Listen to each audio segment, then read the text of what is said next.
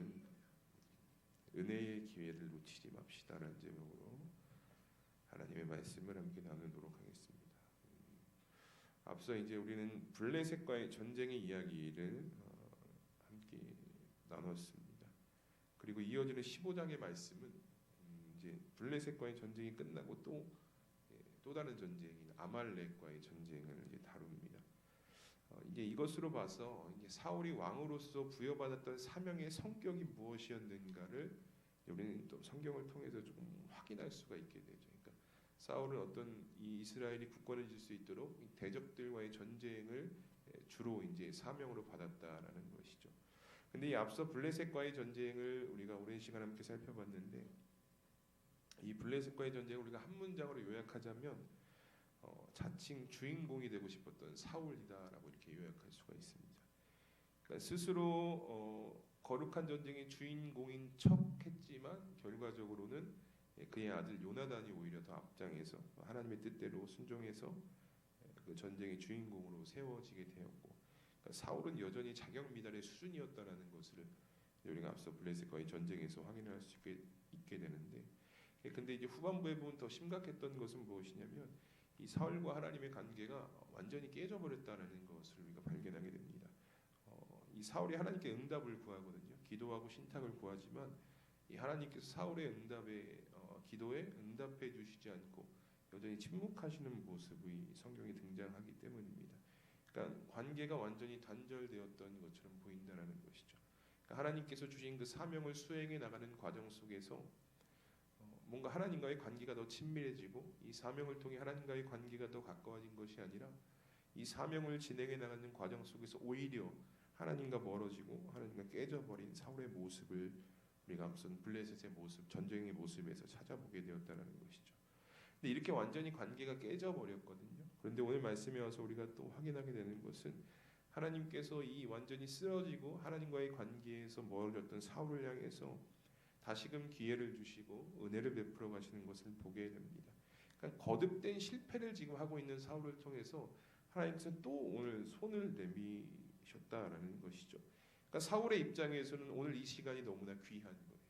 오늘 이 15장의 시간이 사울의 입장에서 본다면 더 이상 놓치면 안 되는 아주 소중한 시간이었다라는 것이죠. 그러니까 앞서 블레셋과의 전쟁에서 내가 비록 주인공이 되지 못하고 내 뜻대로 여전히 껍데기뿐인 종교의 신앙을 붙잡고 있었지만 이제는 그러면 안 된다라는 거예요. 이 15장부터는 하나님께서 주신 기회를 붙들어서 이 깨졌던 하나님과의 관계를 순종으로 다시 회복할 수 있어야 됐다라는 것이 사울의 모습이었다라는 것이죠. 여러분, 이 사울에게요 하나님께서 또 기회를 주셨잖아요. 이 모습이 마치 오늘의 사랑을 우리들의 모습, 삶의 모습 속에서도 여러분 찾아볼 수 있게 되거든요.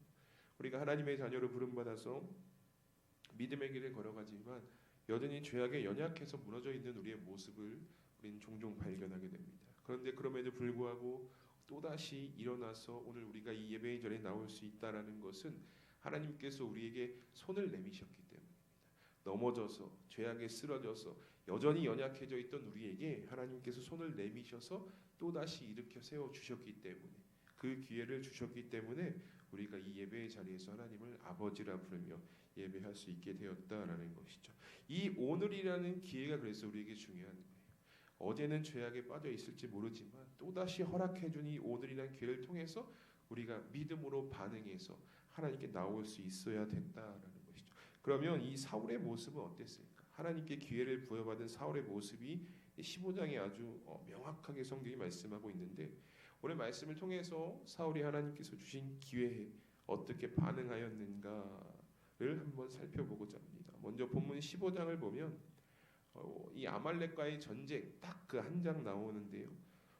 이 사울에게는 아주 중요한 기회였죠. 본문 1절과 3절을 보시면 이렇게 말씀합니다. 사무엘이 사울에게 이르되 여호와께서 나를 보내어 왕에게 기름을 부어 그의 백성 이스라엘 위에 왕으로 삼으셨은즉 이제 왕은 여호와의 말씀을 들으소서. 만군의 여호와께서 이같이 말씀하시기를 아말렉이 이스라엘에게 행한 일 곧 애굽에서 나올 때에 길에서 대적한 일로 내가 그들을 벌하노니 지금 가서 아말렉을 쳐서 그들의 모든 소유를 남기지 말고 진멸하되 남녀와 소와 젖먹는 아이와 우양과 낙타와 나귀를 죽이라 하셨나이다. 아멘. 이게 이제 하나님께서 사무엘을 통해서 사울에게 주신 기회였습니다. 근데 여러분 이게 말씀을 자세히 보시면 단순히 그냥 하나님께서 너에게 이런 명령을 주셨어.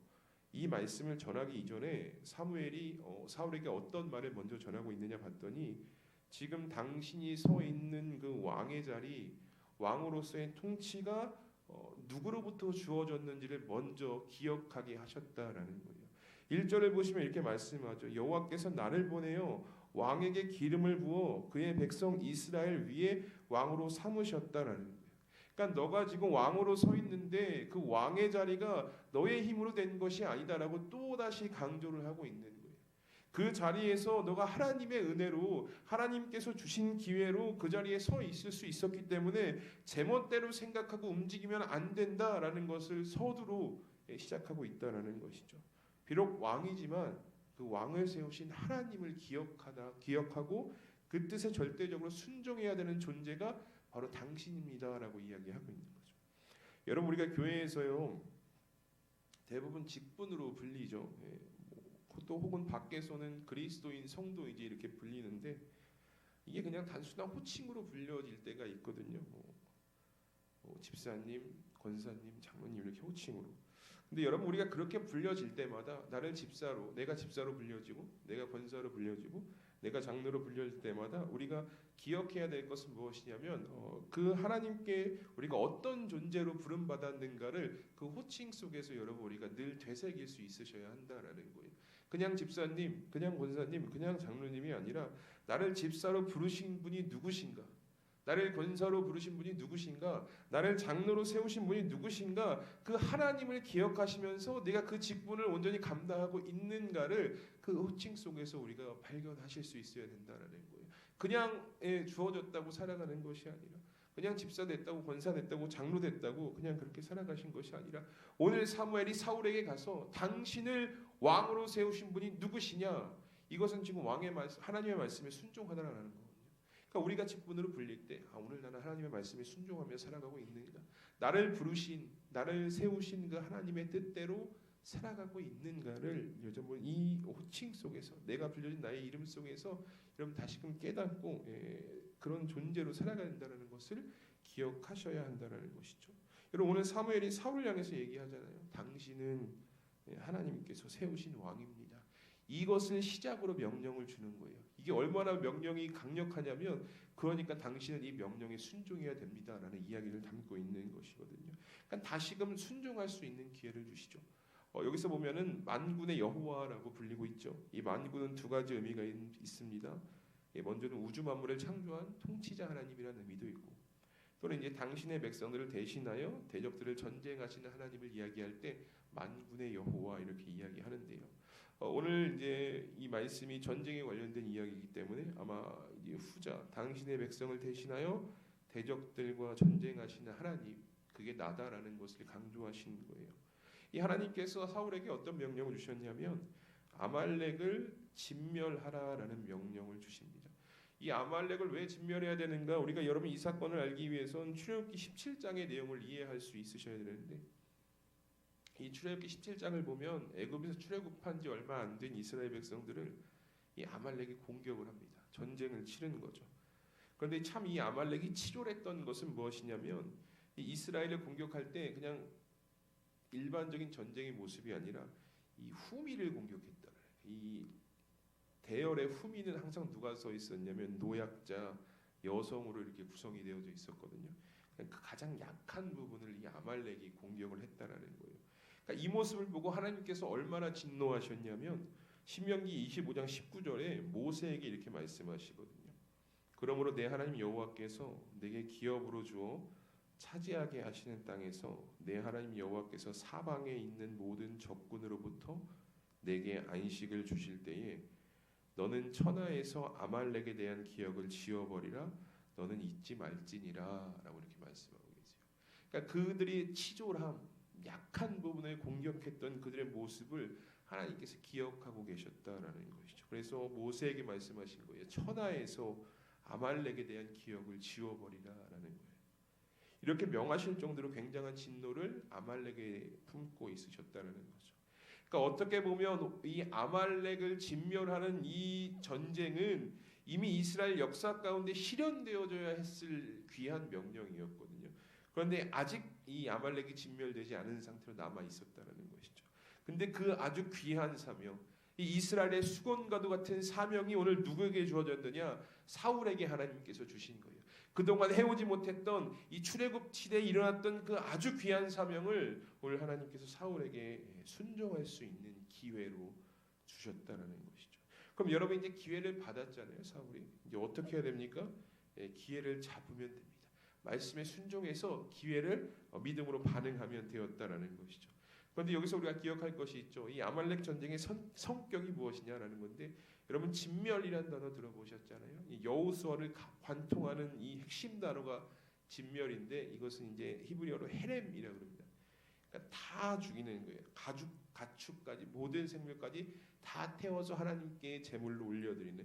그러니까 어떻게 보면은 굉장히 잔인한 방법일 수도 있겠지만 이 진멸이 하나님의 거룩한 전쟁의 대표적 성격이었기 때문에 하나님은 이 사울을 통해서 이 아말렉을 진멸하라, 그러니까 하나도 남기지 말라라는 명령을 주셨다는 것이죠. 그런데 여러분 이 말씀을 보면 하나님께서 모세에게 명령하실 정도로 이 아말렉에 대한 진노가 굉장히 크셨잖아요. 역사에서 이름을 지어버리겠다. 근데 사실 그 진노치고는 이 전쟁을 다루는 비중이 여러분 그렇게 크지 않다라는 것을 우리가 성경을 통해서 보게 되는데요. 이 성경을 자세히 보시면 이제 4절에 군대를 모으고 5절부터 8절까지 그냥 전쟁이 치러졌다 이렇게 성경이 이야기합니다. 근데 그 와중에도 6절에는 어떤 내용이 있냐면 겐 사람들을 피신시켰다 이렇게 말씀하거든요. 이 겐 사람은 이제 모세의 장인이 속한 이제 민족이죠. 그러니까 하나님께서 이 겐 사람을 어떻게 바라보셨냐면 이 구약에서의 겐 사람들은요 늘 하나님 편에 긍정적인 사람들이었어요. 그래서 전쟁이 일어날 것 같으니까 이들을 피신시키는 것, 이것이 이제 6절의 말씀이고, 나머지 그럼 4절, 5절, 7절, 8절까지만 딱 해서 이 아말렉과의 전쟁을 여기서만 다루고 있다는 것이죠. 그러니까 앞서 요나단이 활약했던 이 블레셋과의 전쟁을 보시면 전술적인 부분도 있고 어떻게 전투를 치렀는가, 어떻게 해서 전쟁이 진행되었는가 아주 자세히 묘사하고 있는데, 그러니까 아말렉과의 전투는 그런 부분이 없다는 거예요. 그냥 이렇게 전쟁이 이루어졌다라고 성경이 말씀하고 있죠. 그러면 우리가 생각해 볼 것이 있습니다. 왜 짧게 다뤘는가? 이게 이스라엘의 수건 사업이었거든요. 어떻게 보면은 역사적으로 아주 중요한 일이었다라는 거죠. 근데 성경은 이것을 아주 짧게 다루고 있습니다. 왜 그러냐? 두 가지 이유를 찾아볼 수 있어. 첫 번째는 이 아말렉과의 전쟁이 만군의 여호와께서 행하시는 전쟁이었기 때문입니다. 즉 승리가 이미 보장된 전쟁이었다라는 거예요. 그러니까 이미 하나님께서 이스라엘을 통해서 아말렉을 진멸하시겠다라는 것이 결과적으로 확정된 전쟁이었다라는 것이죠. 그러니까 크게 다를 필요가 없었다라는 거예요. 그저 이스라엘의 군대가 20만 명, 유다 군대가 10,000명 이렇게 해서 21만 명의 군대가 전쟁을 치렀다. 그래서 승리했다 이렇게 얘기하죠. 근데 이제 이 군대의 수가 그렇게 크게 중요하진 않습니다. 하나님의 전쟁에서는 이제 앞서 사사기에도 보면 하나님께서 기드온을 통해서 300명 가지고 전쟁을 치르시거든요. 그리고 승리케 하시거든요. 그러니까 하나님의 전쟁은요 군사적과 큰 의미도 없고 그냥 어떤 뭐 전략적 상황도 필요 없고 하나님이 하시면 승리한다라는 것을 강조하기 위해서 이 아말렉과의 전쟁을 크게 다루지 않았다 이렇게 이야기하고요. 두 번째 이유는 무엇이냐면 이것이 좀 우리 말씀을 통해서 오늘 중요한 부분으로 다가오는데, 이미 승리가 전능해진 전쟁이기에 뭐 승전 자체의 의미를 두기보다는 이 전쟁의 목적을 하나님께서는 사울의 순종에 두었다라는 것을 볼 수가 있습니다. 그래서 전쟁의 상황을 크게 묘사하지 않은 거예요. 전쟁의 상황을 디테일하게 작성하지 않으시고 사울이 이 명령에, 이 하나님의 말씀에 어떻게 반응했나에 더 집중하고 있다라는 것을 이 15장을 통해서 우리가 보게 된다는 것이죠. 그래서 전쟁의 상황을 크게 다루지 않습니다. 그냥 군대가 모이고 이렇게 어디까지 전쟁해서 아말렉을 이겼다 이렇게 다루고 있는 것이죠. 그렇다면 오늘 말씀을 통해서 우리가 확인해 볼 것이 있죠. 사울이 어떻게 반응했는가? 하나님께 주신 이 기회에 사울이 어떻게 반응했는가? 우리 본문 8절부터 9절까지 우리 함께 읽어보도록 하겠습니다. 본문 8절부터 9절까지 함께 읽겠습니다. 시작. 아말렉 사람의 왕 아각을 사로잡고 칼날로 그의 모든 백성을 진멸하였으되 사울과 백성이 아각과 그의 양과 소의 가장 좋은 것 또는 기름진 것과 어린 양과 모든 좋은 것을 남기고 진멸하기를 즐겨 아니하고 가치 없고 하찮은 것을 진멸하니라. 아멘. 여러분, 이 성경은요 이게 사울의 순종 여부를 명확하게 이야기합니다. 뭐라고 이야기하냐면 아말렉의 왕 아각을 사로잡았다. 그리고 가장 좋은 것을 남겼다.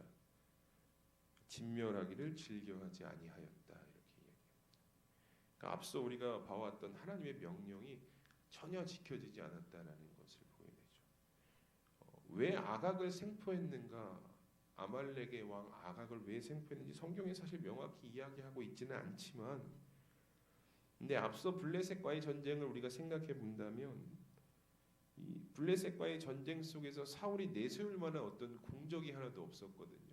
그러니까 요나단이 다 차지했다. 왜냐 하나님의 뜻대로 요나단이 순종했기 때문에. 그러니까 백성들이 볼 때에 사울은 뭐 한 것이 없어요. 블레셋과의 전쟁에서 군대들이 보기에는 이게 사울의 마음 가운데 남아 있었다라는 거죠. 그래서 이 이후에 이뤄진 아말렉과의 전쟁에서 아각을 생포한 이유가 이 백성들에게 자신의 전공을 드러내기 위함이었다라는 거예요. 그러니까 자신의 욕심을 채우기 위해서, 내 욕심의 뜻을 이루기 위해서 하나님의 명령을 저 뒤로 밀어놨다라는 거예요.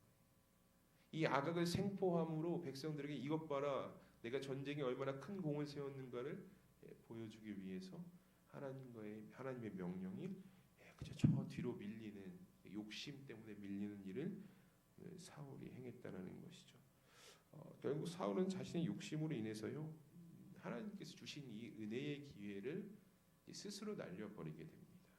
그런데 사울은 이때까지 몰랐습니다. 이것이 어떻게 보면 하나님께서 사울에게 주신 마지막 관계 회복의 기회였거든요. 그러니까 마지막으로 은혜를 회복할 수 있는, 관계를 회복할 수 있는 기회를 주셨지만 사울이 이 사실을 기억하지 못했고 완전히 날려버리게 됩니다. 그러니까 이후의 말씀은요 이제 빠르게 진행이 되는데요. 하나님께서 사울을 버리시고 다윗을 세워가시는 장면. 그러니까 이게 마지막 기회였다라는 거죠. 이 말씀을 통해서 오늘 이 기회가, 이 은혜의 기회가 이 사울에게 얼마나 소중했는가를 우리는 확인할 수가 있게 되는데, 여러분 오늘 말씀을 통해서 우리가 한 가지를 고백할 수가 있게 됩니다. 바로 그것이 무엇이냐면 하나님께서는 순종이 얼마나 귀한 것인지, 그 순종의 가치가 얼마나 큰지를 오늘 우리에게 알려주고 계시는데요. 여러분 앞서 말씀드렸지만 이 아말렉과의 전쟁은요 그냥 일반적인 전쟁이 아니에요. 이스라엘이 오랫동안 아주 묵혀왔던 그 진노를 풀어가는 아주 귀한 전쟁이거든요. 이스라엘 역사에서 이것은 꼭 아주 중요한 전쟁으로 남아 있어야 됐다는 것인데, 그런데 오늘 이 이스라엘이 아말렉과의 전쟁을 하나님은 어떻게 사용하셨냐면 사울이 순종하는가, 사울이 순종하지 않는가로 이 아말렉과의 전쟁을 사용하셨다는 거예요. 여러분 이것만 봐도 우리가 고백할 수 있는 것이 무엇이냐면 하나님께서는 뭐 전쟁의 승패 이것보다 더 중요하고 귀하고 가치 있게 여기는 것이 무엇이냐, 한 사람이 하나님의 말씀에 얼마나 순종하느냐, 한 사람이 하나님의 말씀에 얼마나 믿음으로 반응하고 있느냐를, 그것에 가치를 두고 계신다라는 것을 오늘 말씀을 통해서 우리에게 보여주셨다라는 거죠. 여러분 우리도요 오늘 우리가 이 예배의 자리에서 하나님을 예배할 수 있는 것은 은혜거든요. 은혜 아니면 우리가 이 자리에 설 수 없다라는 것 잘 알고 계시지 않습니까? 하나님께서 예수 그리스도를 통해서 그 생명을 내어주셔서 우리에게 기회를 주셨기 때문에 그 기회에 믿음으로 반응한 우리가 오늘 이 자리에서 하나님을 예배하고 하나님을 찬양하며 하나님을 아버지라 부를 수 있는 것 아닙니까? 그럼 하나님께서 왜 우리에게 이 사울의 모습을 보여주셨는가? 은혜의 기회를 주셨던 사울의 모습을 왜 보여주셨는가? 그 은혜의 기회에서 순종의 가치가 얼마나 큰지를 왜 보여주셨는가? 여러분 오늘 은혜의 자리에 있는 우리가 이렇게 순종으로 반응하기를 하나님께서 원하신다라는 것을 오늘 이 사울과 아말렉과의 전쟁을 통해서 우리에게 말씀하고 계신 거예요. 그냥 사울이 순종하지 않았으로 이 15장의 내용이 끝나는 것이 아니라 이 은혜의 기회를 받은 우리가 어떻게 그 자리에서 반응하며 살아가고 있어야 되는가, 이 예배의 자리에 매일 서는 우리가 어떻게 반응해야 되는가를 우리 15장의 말씀을 통해서 우리에게 전하고 계시는 것이죠. 여러분 은혜에 받은 이 자리, 기회로 서 있는 이 은혜의 자리에서요 여러분 오늘 어떻게 살아가고 계십니까? 답은 오늘 사울이 보여주고 있죠. 순종의 모습이 있어야 된다는. 하나님은 그거에 더 큰 가치를 두고 계신 거예요. 아말렉과의 전쟁, 이스라엘의 오랜 수건 싸움이 더 가치 있는 것이 아니라 얼마나 한 사람이 순종하는가, 그 은혜의 기회 가운데 어떻게 반응하는가, 하나님께서 이거를 원하신다라는 것이죠. 여러분 이 사무엘서에서 보여주고 있는 아주 핵심적인 내용이 순종인데요. 이것을 히브리어로 샤마라고 이야기합니다. 이 샤마가 신명기서에 보면은 우리가 많이 들어보셨겠지만 쉐마 이스라엘 이렇게 들리거든요. 들으라 이스라엘이라고 표현하는 거예요. 그 들으라의 이 쉐마가 샤마의 명령형입니다. 그러니까 이 샤마 들으라는 것은 그건 뭐냐? 순종이다라는 거예요. 즉 하나님께서 오늘 우리를 은혜로 부르시고 은혜의 자리에 세우시고 은혜의 기회를 주신 것은 무엇이냐? 이 자리에서 하나님의 말씀을 들으라라는 의미를 우리에게 주고 계시는 거예요. 여러분이 은혜의 자리에 서셨으면 하나님의 말씀 듣기를 사모하셔야 된다라는 거예요. 이 은혜의 기회를 주셨으면 그 자리에서 하나님의 말씀을 얼마나 듣기를 사모하고 있는가, 하나님께서 오늘 우리에게 그것을 묻고 계신 것입니다. 그런데 많은 이들이요 은혜의 기회를 받고 은혜로 살아가지만 하나님의 말씀보다 세상의 소리에 더 관심이 있는 자들이 있습니다. 세상의 소리에 더 귀 기울이며 살아가는 자들이 있다는 것이죠. 하나님께서 그것이 오늘 잘못되어졌다는 것을 사울의 모습을 통해서 우리에게 보여주신 거예요. 여러분 이 15장의 말씀은 그냥 사울이 실패했어 라고 끝나는 것이 아니라 이 사울의 모습을 우리가 답습하지 않도록 오늘 우리에게 부여받은 이 자리에서 하나님의 말씀 듣기를 사모하고 순종해야 한다는 것을 하나님은 우리에게 전해주고 계시다라는 것이죠. 어제 제가 이제 중고등 말씀 시간에 우리 오병이어 사건을 나눴거든요. 그러면서 이제 서두에 뭐라고 제가 이야기를 했냐면 우리가 이제 학생들이니까 시험을 보잖아요. 그러니까 모의고사, 수능을 준비하는 모의고사를 보다 보면 이 모의고사가 한 번 보고 수능 보는 게 아니라 여러 번 봅니다. 몇 차 이렇게 해서 이제 수능에 준비를 하게끔 학교에서 이제 해주는데 이 모의고사를 쭉 시험을 치르다 보면 비슷한 유형으로 계속해서 나오는 문제들이 있어요. 비슷한 유형. 크게 차이가 나지 않고 비슷하게 계속 모의고사에 출제되는 문제가 있다는 것이죠. 이건 무슨 뜻이냐면 이 시험에도 보인 시험에도 이런 유형의 문제가 나올 것이다라는 메시지를 주는 거거든요. 그러니까 반복되어져서 자꾸 시험에 나오는 것이 그런 의미가 있다는 것인데 그 오병이어 사건이 여러분 보시면 아시겠지만 이 사복음서에 전체적으로 다 기록이 되어져 있거든요. 마태, 마가, 누가, 요한에 동일하게 다 이 오병이어 사건이 기록되어 있습니다. 그럼 그 의미가 무엇이냐? 굉장히 중요하다라는 이야기죠. 굉장히 중요한 의미로 이 오병이어 사건이 기록되어져 있다라는 것. 어제 중고등부 친구들과 함께 나눴었는데 여러분 마찬가지예요. 우리가 이제 사무엘서를 읽어가면서 특히 성경 전체를 읽어가면서 계속해서 우리에게 강조하고 있는 건 무엇이냐? 계속해서 우리에게 말씀하고 있는 것이 무엇이냐? 하나님의 말씀을 듣고 있는가라는 거예요. 지금 여러분들은 어느 소리에 귀 기울이고 있는가를 이 성경이 계속해서 우리에게 질문하고 있거든요. 왜 질문하는 줄 아십니까? 중요한 거예요. 중요하기 때문에 하나님께서 계속 말씀하시는 거예요. 우리 사무엘서에서도 사울의 모습을 보면서 하나님께서 계속해서 강조하시는 것이 무엇이냐? 너 순종하고 있어. 이거 묻고 계시는 거거든요. 왜 계속 묻으십니까? 중요하니까. 성도로, 집사로, 권사로, 장로로 살아가는 삶의 순간순간 가운데 가장 중요한 것이 무엇이냐?